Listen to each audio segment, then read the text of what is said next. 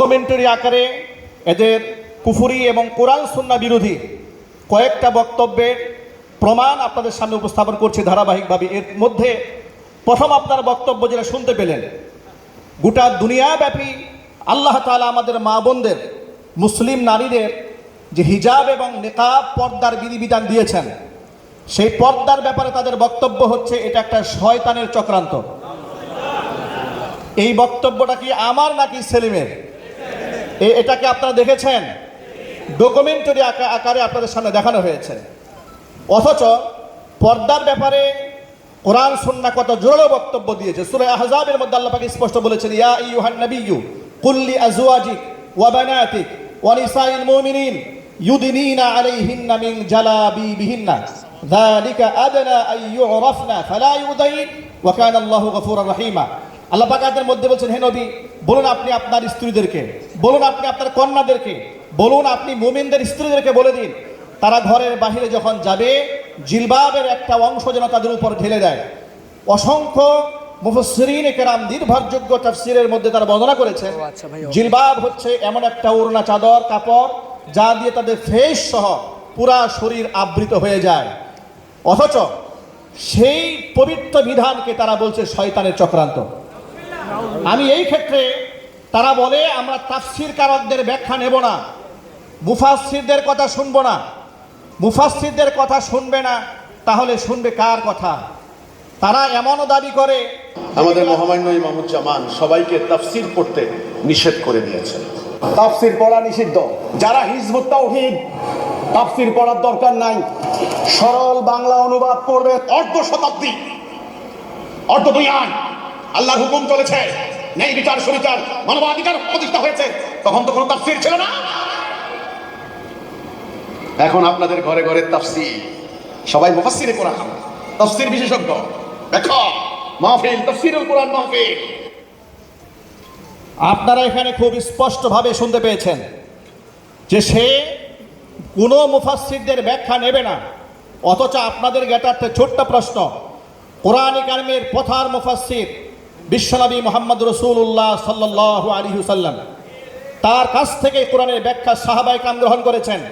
সাহাবায়ে কেরামের কাছ থেকে তাবিঈন, তাবে তাবিঈন, আইম্মায়ে মুজতাহিদিন, সালফে সালেহিন থেকে শুরু করে ধারাবাহিক সাহাবায়ে কেরামের সেই ব্যাখ্যা, নবীজির সেই ব্যাখ্যা আমাদের পর্যন্ত পৌঁছেছে। কথা ঠিক না ঠিক জোরে বলেন? তারা বলছে তাফসীর নেবে না।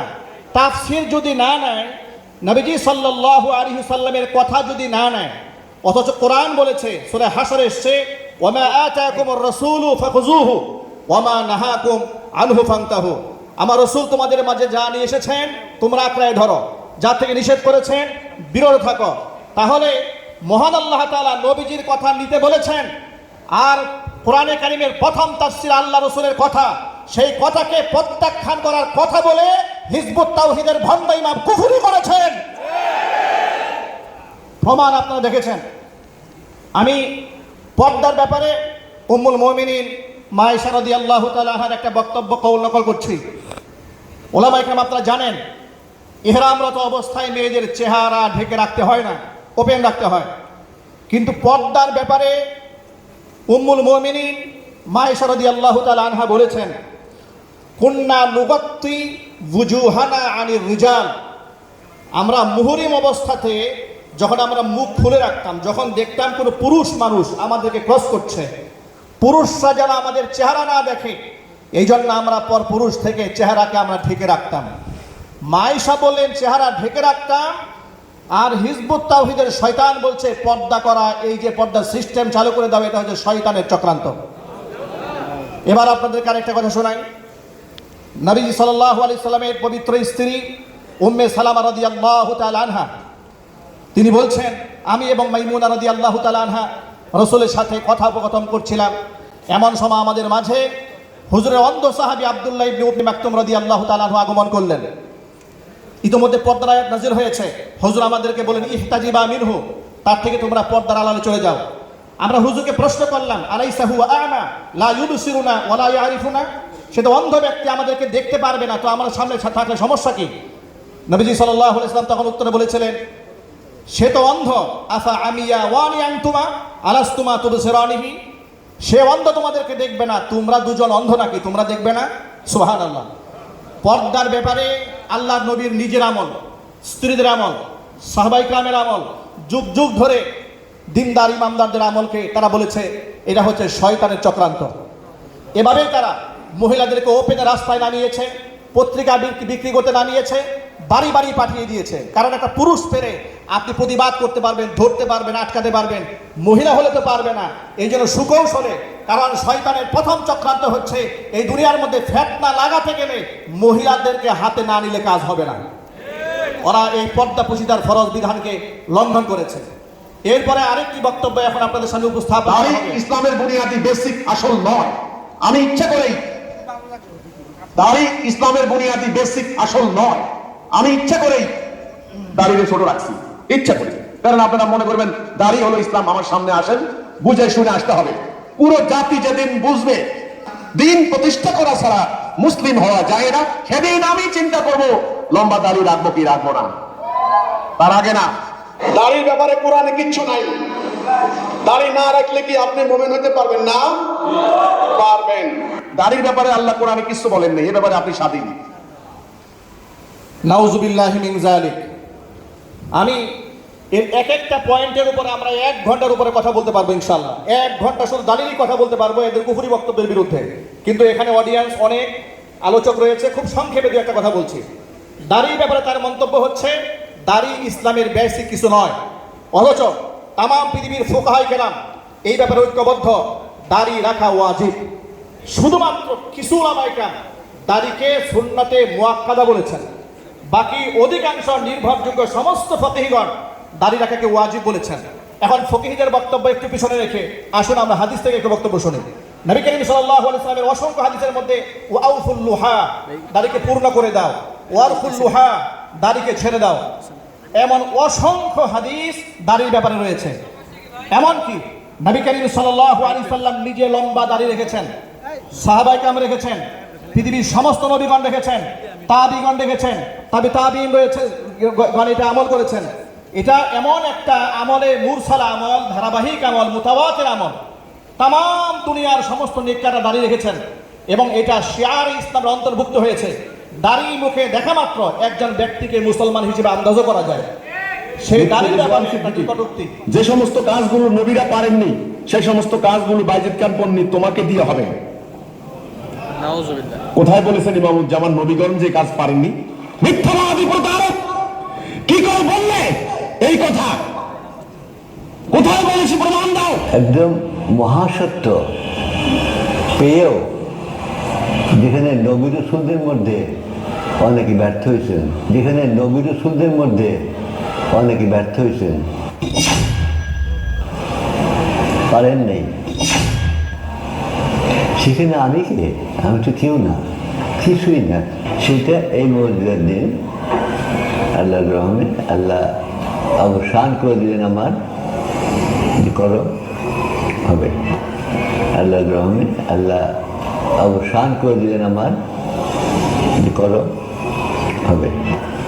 আল্লাহ রহমে আল্লাহ অবসান করে দিলেন আমার, করো হবে। আমি আপনাদেরকে প্রশ্ন রাখতে চাই, সেখানে সেই স্পষ্ট দাবি করেছে যে কাজ করতে নবীগণ ব্যর্থ হয়েছে। নাউজুবিল্লাহ বলতে পারেন না সবাই? আমি আবার প্রশ্ন করছি, আপনারা জবাব দেবেন ইমানদীপ্ত কণ্ঠে। নবীরা কি পৃথিবীতে কোনো কাজে ব্যর্থ হয়েছেন? চিৎকার দিয়ে বলুন, ব্যর্থ হয়েছেন? নবীরা ব্যর্থ হয়েছেন এই কথা বললে নবীদের অসম্মান হয় কিনা? আর নবীদের অসম্মান করলে কি হয়? এই ক্ষেত্রে আমি আপনাদেরকে ছোট্ট করে একটা রেফারেন্স পেশ করছি। দেখুন, এ প্রসঙ্গে কাজী ইয়াজ রাহিমাহুল্লাহ বলেছেন, মান ইস্তাগফা বিনাবিয়িনা মুহাম্মাদিন সাল্লাল্লাহু আলাইহি ওয়াসাল্লাম আও বিআহাদিন মিনাল আম্বিয়া আলাইহিমুস সালাতু ওয়াসসালাম আও আযরা আলাইহিম আও আদাহুম আও ক্বাতালা নাবিয়্যান আও হারাবাহু ফাহুয়া কাফিরুন বিইজমাইন।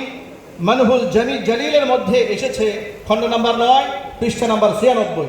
অর্থাৎ এই ব্যাপারে ফুকাহা উলামা সকলে ঐক্যবদ্ধ যে মান ইস্তাগফা বিনাবিয়িনা মুহাম্মাদিন সাল্লাল্লাহু আলাইহি ওয়াসাল্লাম, আমাদের নবী মুহাম্মদ সাল্লাল্লাহু আলাইহি ওয়াসাল্লামকে কিংবা পৃথিবীর কোন নবীকে কেউ যদি তুচ্ছ করে, তাচ্ছিল্য করে, ব্যঙ্গ করে, বিদ্রুপ করে, খাটো করে, ব্যর্থ বলে, তাহলে সেই ব্যক্তি সব সর্বসম্মতিক্রমে কাফের। তাহলে তাদের তথাকথিত ইমাম বাইজিদ খান পন্নী বলছে, যে কাজ করতে নবীরাই ব্যর্থ হয়েছেন সেখানে আমি কি? তবে আমার উপরে সেটা এলকা করা হলো, ঢেলে দেওয়া হলো, সেই কাজটাকে আঞ্জাম দেওয়ার জন্য যে কাজ নবীরা করতে ব্যর্থ হয়েছেন। এবার আপনারাই বলেন, নবীদেরকে ব্যর্থ বলে তার কি ঈমান আছে না ও কাফের হয়ে গেছে? সুতরাং এইরকম অসংখ্য বক্তব্য ডকুমেন্টারি আকারে দালিলিকভাবে আপনাদের সামনে আমরা উপস্থাপন করতে পারি। আজকে সময় স্বল্পতার কারণে আমি সংক্ষিপ্ত পরিসরে তাদের 3টি ভ্রান্ত কুফরি মতবাদ সম্পর্কে সংক্ষিপ্ত বর্ণনা দিয়েছি। আমরা চাচ্ছি গাজীপুরের শীর্ষ ওলামায়ে কেরাম আজকে এখানে উপস্থিত রয়েছেন, আমি সকলকে উদাত্ত আহ্বান জানাচ্ছি এবং হিজবুত তাওহীদকে ওপেন চ্যালেঞ্জ জানাচ্ছি। জাহেল, মূর্খ কিংবা সাধারণ গার্মেন্টস শ্রমিক আমাদের নিরীহ মুসলিম ভাই বোনদের সামনে লম্বা লম্বা বক্তব্য না দিয়ে যদি বুকের পাটা থাকে, সাহস থাকে, আমাদের ওপেন চ্যালেঞ্জ থাকলো, তোমরা কোন ময়দানে বসবে? যদি প্রমাণ করতে পারি তোমরা ভ্রান্ত, তাহলে তোমরা সেখান থেকে তওবা করবে। তোমরা যদি তোমরা হকের উপর আসো, প্রমাণ করতে পারো, আমরা দলবল নিয়ে হিজবুত তাওহীদের মিছিল করব। কিন্তু যদি তোমরা আমাদের ডাকে সাড়া না দিয়ে বিভ্রান্তি ছড়াতে চাও, তোমাদেরকে উলামায়ে কেরামদেরকে সাথে নিয়ে, এদেশের সাধারণ মুসলমানদেরকে সাথে নিয়ে যেভাবে রুখে দেওয়ার দরকার আমরা সেভাবে রুখে দিতে প্রস্তুত হয়েছি। দেখতে চাচ্ছি আল্লাহ পাক আমাদেরকে ঐক্যবদ্ধ হওয়ার তৌফিক দান করেন। আসসালামু আলাইকুম ওয়া রাহমাতুল্লাহি ওয়া বারাকাতুহু।